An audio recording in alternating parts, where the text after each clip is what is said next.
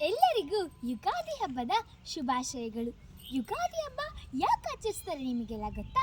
ಬನ್ನಿ ನಾನು ಹೇಳ್ತೀನಿ. ನಮ್ಮ ಸೃಷ್ಟಿಕರ್ತ ಬ್ರಹ್ಮ. 4 ವೇದಗಳು ಬ್ರಹ್ಮನ ಹತ್ರನೇ ಇರೋದು. ಹಿಂದೆ ಸೋಮಕಾಸುರ ಎಂಬ ರಾಕ್ಷಸ 4 ವೇದಗಳನ್ನು ಬ್ರಹ್ಮನಿಂದ ಅಪಹರಿಸ್ಬಿಡ್ತಾನಂತೆ. ಸಮುದ್ರದ ಆಳದಲ್ಲಿ ಬಚ್ಚಿಡ್ತಾನಂತೆ. ಆಗ ಬ್ರಹ್ಮ ವಿಷ್ಣುವನ್ನ ಪ್ರಾರ್ಥನೆ ಮಾಡ್ತಾನಂತೆ.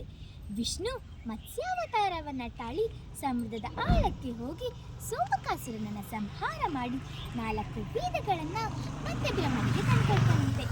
ಅಲ್ಲಿಂದ ಸೃಷ್ಟಿ ಕಾರ್ಯ ಮತ್ತೆ ಪ್ರಾರಂಭವಾಯಿತು. ಅಲ್ಲಿಂದನೇ ಕಲಿಯುಗದ ಸೃಷ್ಟಿ ಪ್ರಾರಂಭವಾಗಿದ್ದು. ಹಾಗಾಗಿ ಯುಗದ ಆದಿ ಯುಗಾದಿ ಎಂದು ಶುರುವಾಯಿತು. ಜೀವನ ಅಂದಮೇಲೆ ಸಿಹಿ ಕಹಿ 2 ಸಮನಾಗಿರಬೇಕು. ಹಾಗಾಗಿ ಬೇವು ಮತ್ತು ಬೆಲ್ಲವನ್ನು ಜೊತೆಗೆ ಸೇರಿಸಿ ದೇವರಲ್ಲಿ ಪ್ರಾರ್ಥಿಸಿ ಬೇವು ಮತ್ತು ಬೆಲ್ಲವನ್ನು ತಿನ್ನುವ ರೂಢಿ ಶುರುವಾಯಿತು.